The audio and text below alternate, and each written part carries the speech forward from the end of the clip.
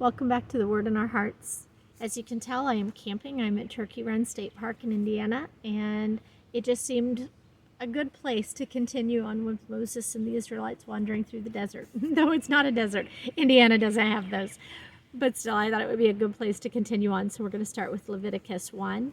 But I do need to do a little bit of housekeeping first, which means I recently found out that if I can get the Word in Our Hearts to 100 subscribers or followers, that I can create a URL, which makes it way easier to find and to direct people who would like to listen to the Bible. So if you have friends or know of people who might enjoy being able to do this or participate with us, please invite them, help them to find it, subscribe or follow. I get no monetary benefit from it. This is just strictly something I'm doing because I felt like God was leading me to, but I do want to make it easier for others who would like to be able to listen to the Bible online to find. So please consider that.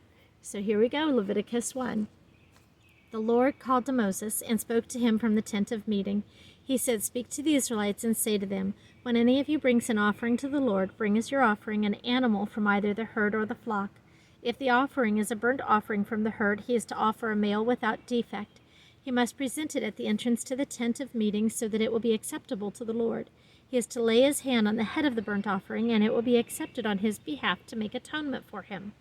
He is to slaughter the young bull before the Lord, and then Aaron's sons, the priests, shall bring this blood and sprinkle it against the altar on all sides at the entrance to the tent of meeting. He is to skin the burnt offering and cut it into pieces. The sons of Aaron the priest are to put fire on the altar and arrange wood on the fire. Then Aaron's sons, the priests, shall arrange the pieces, including the head and the fat, on the burning wood that is on the altar. He is to wash the inner parts and the legs with water, and the priest is to burn all of it on the altar. It is a burnt offering, an offering made by fire, an aroma pleasing to the Lord. If the offering is a burnt offering from the flock, from either the sheep or the goats, he is to offer a male without defect. He is to slaughter it at the north side of the altar before the Lord, and Aaron's sons, the priests, shall sprinkle its blood against the altar on all sides. He is to cut it into pieces, and the priest shall arrange them, including the head and the fat, on the burning wood that is on the altar. He is to wash the inner parts and the legs with water, and the priest is to bring all of it and burn it on the altar. It is a burnt offering, an offering made by fire, an aroma pleasing to the Lord. If the offering to the Lord is a burnt offering of birds, he is to offer a dove or a young pigeon. The priest shall bring it to the altar, wring off the head, and burn it on the altar. Its blood shall be drained out on the side of the altar. He is to remove the crop with its contents and throw it to the east side of the altar where the ashes are. He shall tear it open by the wings, not severing it completely, and then the priest shall burn it on the wood that is on the fire on the altar. It is a burnt offering, an offering made by fire, an aroma pleasing to the Lord. Chapter 2, the grain offering. When someone brings a grain offering to the Lord, his offering is to be of fine flour. He is to pour oil on it, put incense on it, and take it to Aaron's sons, the priests. The priest shall take a handful of the fine flour and oil, together with all the incense, and burn this as a memorial portion on the altar, an offering made by fire, an aroma pleasing to the Lord. The rest of the grain offering belongs to Aaron and his sons. It is a most holy part of the offerings made to the Lord by fire. If you bring a grain offering baked in an oven, it is to consist of fine flour cakes made without yeast and mixed with oil, or wafers made without yeast and spread with oil. If your grain offering is prepared on a griddle, it is to be made of fine flour mixed with oil and without yeast. Crumble it and pour oil on it. It is a grain offering. If your grain offering is cooked in a pan, it is to be made of fine flour and oil. Bring the grain offering made of these things to the Lord. Present it to the priest, who shall take it to the altar. He shall take out the memorial portion from the grain offering and burn it on the altar as an offering made by fire, an aroma pleasing to the Lord. The rest of the grain offering belongs to Aaron and his sons. It is a most holy part of the offerings made to the Lord by fire. Every grain offering you bring to the Lord must be made without yeast, for you are not to burn any yeast or honey in an offering made to the Lord by fire. You may bring them to the Lord as an offering of the firstfruits, but they are not to be offered on the altar as a pleasing aroma. Season all your grain offerings with salt. Do not leave the salt of the covenant of your God out of your grain offerings. Add salt to all your offerings. If you bring a grain offering of firstfruits to the Lord, Offer crushed heads of new grain roasted in the fire. Put oil and incense on it. It is a grain offering. The priest shall burn the memorial portion of the crushed grain and the oil together with all the incense as an offering made to the Lord by fire. Chapter 3, the fellowship offering. If someone's offering is a fellowship offering and he offers an animal from the herd, whether male or female, he is to present before the Lord an animal without defect. He is to lay his hand on the head of his offering and slaughter it at the entrance to the tent of meeting. Then Aaron's sons, the priests, shall sprinkle the blood against the altar on all sides. From the fellowship offering he is to bring a sacrifice made to the Lord by fire, all of the fat that covers the inner parts or is connected to them. Both kidneys with the fat on them near the loins, and the covering of the liver, which he will remove with the kidneys. Then Aaron's sons are to burn it on the altar on top of the burnt offering that is on the burning wood, as an offering made by fire, an aroma pleasing to the Lord. If he offers an animal from the flock as a fellowship offering to the Lord, he is to offer a male or female without defect. If he offers a lamb, he is to present it before the Lord. He is to lay his hand on the head of his offering and slaughter it in front of the tent of meeting. Then Aaron's sons shall sprinkle its blood against the altar on all sides. From the fellowship offering he is to bring a sacrifice made to the Lord by fire. Its fat, the entire fat tail, cut off close to the backbone, all the fat that covers the inner parts or is connected to them, both kidneys with the fat on them near the loins, and the covering of the liver, which he will remove with the kidneys. The priest shall burn them on the altar as food, an offering made to the Lord by fire.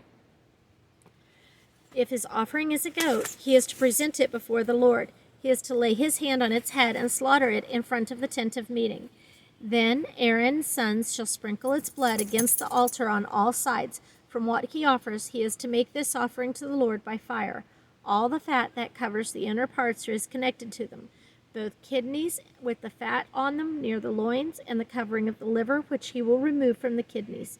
The priest shall burn them on the altar as food, an offering made by fire, a pleasing aroma. All the fat is the Lord's. This is a lasting ordinance for the generations to come. Wherever you live, you must not eat any fat or any blood. The sin offering, chapter 4. The Lord said to Moses, "Say to the Israelites, when anyone sins unintentionally and does what is forbidden in any of the Lord's commands, if the anointed priest sins, bringing guilt on the people, he must bring to the Lord a young bull without defect as a sin offering for the sin he has committed. He is to present the bull at the entrance to the tent of meeting before the Lord. He is to lay his hand on its head and slaughter it before the Lord. Then the anointed priest shall take some of the bull's blood and carry it into the tent of meeting. He is to dip his finger into the blood and sprinkle some of it 7 times before the Lord in front of the curtain of the sanctuary. The priest shall then put some of the blood on the horns of the altar of fragrant incense that is before the Lord in the tent of meeting. The rest of the bull's blood he shall pour out at the base of the altar of burnt offering at the entrance to the tent of meeting. He shall remove all the fat from the bull of the sin offering, the fat that covers the inner parts or is connected to them, both kidneys with the fat on them near the loins, and the covering of the liver, which he will remove with the kidneys, just as the fat is removed from the ox sacrificed as a fellowship offering. Then the priest shall burn them on the altar of burnt offering. But the hide of the bull and all its flesh, as well as the head and legs, the inner parts, and offal, that is, all the rest of the bull, he must take outside the camp to a place ceremonially clean where the ashes are thrown, and burn it in a wood fire on the ash heap. If the whole Israelite community sins unintentionally and does what is forbidden in any of the Lord's commands, even though the community is unaware of the matter, they are guilty. When they become aware of the sin they committed, the assembly must bring a young bull as a sin offering and present it before the tent of meeting. The elders of the community are to lay their hands on the bull's head before the Lord, and the bull shall be slaughtered before the Lord. Then the anointed priest is to take some of the bull's blood into the tent of meeting. He shall dip his finger into the blood and sprinkle it before the Lord 7 times in front of the curtain. He is to put some of the blood on the horns of the altar that is before the Lord in the tent of meeting.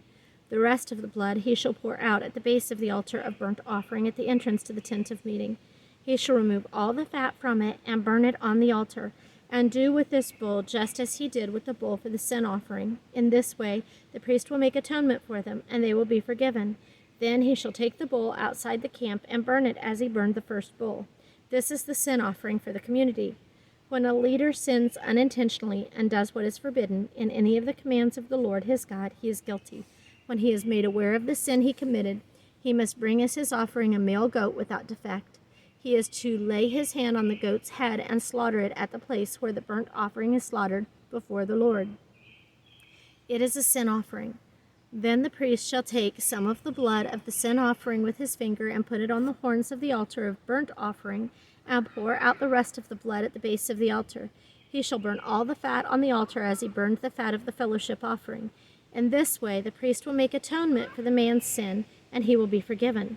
If a member of the community sins unintentionally and does what is forbidden in any of the Lord's commands, he is guilty. When he is made aware of the sin he committed, he must bring as his offering for the sin he committed a female goat without defect. He is to lay his hand on the head of the sin offering and slaughter it at the place of the burnt offering. Then the priest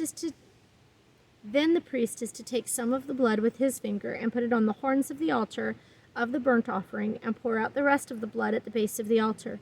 He shall remove all the fat, just as the fat was removed from the fellowship offering, and the priest shall burn it on the altar as an aroma pleasing to the Lord. In this way the priest will make atonement for him, and he will be forgiven.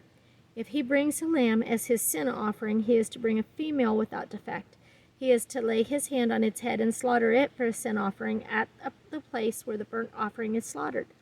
Then the priest shall take some of the blood of the sin offering with his finger and put it on the horns of the altar of burnt offering and pour out the rest of the blood at the base of the altar. He shall remove all of the fat, just as the fat is removed from the lamb of the fellowship offering, and the priest shall burn it on the altar, on top of the offerings made to the Lord by fire. In this way the priest will make atonement for him for the sin he has committed, and he will be forgiven. Chapter 5. If a person sins because he does not speak up when he hears a public charge to testify regarding something he has seen or learned about, he will be held responsible. Or if a person touches anything ceremonially unclean, whether the carcasses of unclean wild animals or of unclean livestock or of unclean creatures that move along the ground, even though he is unaware of it, he has become unclean and is guilty. Or if he touches human uncleanness, anything that would make him unclean, even though he is unaware of it, when he learns of it, he will be guilty. Or if a person thoughtlessly takes an oath to do anything, whether good or evil, in any matter one might carelessly swear about, even though he is unaware of it, in any case, when he learns of it, he will be guilty. When anyone is guilty in any of these ways, he must confess in what way he has sinned, and as a penalty for the sin he has committed, he must bring to the Lord a female lamb or goat from the flock as a sin offering, and the priest shall make atonement for him for his sin. If he cannot afford a lamb, he is to bring 2 doves or 2 pigeons to the Lord as a penalty for his sin, one for a sin offering and the other for a burnt offering. He is to bring them to the priest, who shall first offer the one for the sin offering. He is to wring its head from its neck, not severing it completely, and is to sprinkle some of the blood of the sin offering against the side of the altar. The rest of the blood must be drained out at the base of the altar. It is a sin offering. The priest shall then offer the other as a burnt offering in the prescribed way, and make atonement for him for the sin he has committed, and he will be forgiven. If, however, he cannot afford 2 doves or 2 young pigeons, he is to bring as an offering for his sin 1/10 of an ephah of fine flour for a sin offering. He must not put oil or incense on it, because it is a sin offering. He is to bring it to the priest, who shall take a handful of it as a memorial portion and burn it on the altar on top of the offerings made to the Lord by fire. It is a sin offering. In this way the priest will make atonement for him for any of these sins he has committed, and he will be forgiven. The rest of the offering will belong to the priest, as in the case of the grain offering. The guilt offering. The Lord said to Moses, "When a person commits a violation and sins unintentionally in regard to any of the Lord's holy things, he is to bring to the Lord as a penalty a ram from the flock, one without defect and of the proper value in silver, according to the sanctuary shekel. It is a guilt offering. He must make restitution for what he has failed to do in regard to the holy things, add 1/5 of the value to that, and give it all to the priest, who will make atonement for him with the ram as a guilt offering, and he will be forgiven." If a person sins and does what is forbidden in any of the Lord's commands, even though he does not know it, he is guilty and will be held responsible. He is to bring to the priest as a guilt offering a ram from the flock, one without defect and of proper value. In this way, the priest will make atonement for him for the wrong he has committed unintentionally, and he will be forgiven. It is a guilt offering. He has been guilty of wrongdoing against the Lord. Chapter 6. The Lord said to Moses, "If anyone sins and is unfaithful to the Lord by deceiving his neighbor about something entrusted to him, or left in his care, or stolen, or if he cheats him, or if he finds lost property and lies about it, or if he swears falsely, or if he commits any such sin that people may do, when he thus sins and becomes guilty, he must return what he has stolen or taken by extortion, or what was entrusted to him, or the lost property he found, or whatever it was he swore falsely about. He must make restitution in full. Add a fifth of the value to it, and give it all to the owner on the day he presents his guilt offering. And as a penalty, he must bring to the priest, that is, to the Lord, his guilt offering, a ram from the flock, one without defect and of the proper value. And this way the priest will make atonement for him before the Lord, and he will be forgiven for any of these things he did that made him guilty." The burnt offering. The Lord said to Moses, "Give Aaron and his sons this command. These are the regulations for the burnt offering. The burnt offering is to remain on the altar hearth throughout the night till morning, and the fire must be kept burning on the altar. The priest shall then put on his linen clothes with linen undergarments next to his body, and shall remove the ashes of the burnt offering that the fire has consumed on the altar, and place them beside the altar. Then he is to take off these clothes and put on others, and carry the ashes outside the camp to a place that is ceremonially clean. The fire on the altar must be kept burning. It must not go out. Every morning the priest is to add firewood, and arranging the burnt offering on the fire, and burn the fat of the fellowship offerings on it. The fire must be kept burning on the altar continuously. It must not go out." The grain offering. These are the regulations for the grain offering. Aaron's sons are to bring it before the Lord in front of the altar. The priest is to take a handful of fine flour and oil, together with all the incense on the grain offering, and burn the memorial portion on the altar as an aroma pleasing to the Lord. Aaron and his sons shall eat the rest of it, but it is to be eaten without yeast in a holy place. They are to eat it in the courtyard of the tent of meeting. It must not be baked with yeast. I have given it as their share of the offerings made to me by fire. Like the sin offering and the guilt offering, it is most holy. Any male descendant of Aaron may eat it. It is his regular share of the offerings made to the Lord by fire for the generations to come. Whatever touches them will become holy. The Lord also said to Moses, "This is the offering Aaron and his sons are to bring to the Lord on the day he is anointed: a tenth of an ephah of the fine flour as a regular grain offering, half of it in the morning and half in the evening. Prepare it with oil on a griddle. Bring it well mixed, and present the grain offering broken in pieces as an aroma pleasing to the Lord. The son who is to succeed him as anointed priest shall prepare it. It is the Lord's regular share, and is to be burnt completely. Every grain offering of a priest shall be burned completely. It must not be eaten." The sin offering. The Lord said to Moses, "Say to Aaron and his sons, these are the regulations for the sin offering. The sin offering is to be slaughtered before the Lord in the place the burnt offering is slaughtered. It is most holy. The priest who offers it shall eat it. It is to be eaten in a holy place in the courtyard of the tent of meeting. Whatever touches any of the flesh will become holy, and if any of the blood is spattered on a garment, you must wash it in a holy place. The clay pot the meat is cooked in must be broken, but if it is cooked in a bronze pot, the pot is to be scoured, and rinsed with water. Any male in a priest's family may eat it. It is most holy. But any sin offering whose blood is brought into the tent of meeting to make atonement in the holy place must not be eaten. It must be burned." Chapter 7. The guilt offering. These are the regulations for the guilt offering, which is most holy. The guilt offering is to be slaughtered in the place where the burnt offering is slaughtered, and its blood is to be sprinkled against the altar on all sides. All its fat shall be offered, the fat tail and the fat that covers the inner parts, both kidneys with the fat on them near the loins, and the covering of the liver, which is to be removed with the kidneys. The priest shall burn them on the altar as an offering made to the Lord by fire. It is a guilt offering. Any male in a priest's family may eat it, but it must be eaten in a holy place. It is most holy. The same law applies to both the sin offering and the guilt offering. They belong to the priest who makes atonement with them. The priest who offers a burnt offering for anyone may keep its hide for himself. Every grain offering baked in an oven or cooked in a pan or on a griddle belongs to the priest who offers it. And every grain offering, whether mixed with oil or dry, belongs equally to all the sons of Aaron. The fellowship offering. These are the regulations for the fellowship offering a person may present to the Lord. If he offers it as an expression of thankfulness, then along with this thank offering, he is to offer cakes of bread made without yeast and mixed with oil, wafers made without yeast and spread with oil, and cakes of fine flour well kneaded and mixed with oil. Along with his fellowship offering of thanksgiving, he is to present an offering with cakes of bread made with yeast. He is to bring one of each kind as an offering, a contribution to the Lord. It belongs to the priest who sprinkles the blood of the fellowship offerings. The meat of his fellowship offering of thanksgiving must be eaten on the day it is offered. He must leave none of it till morning.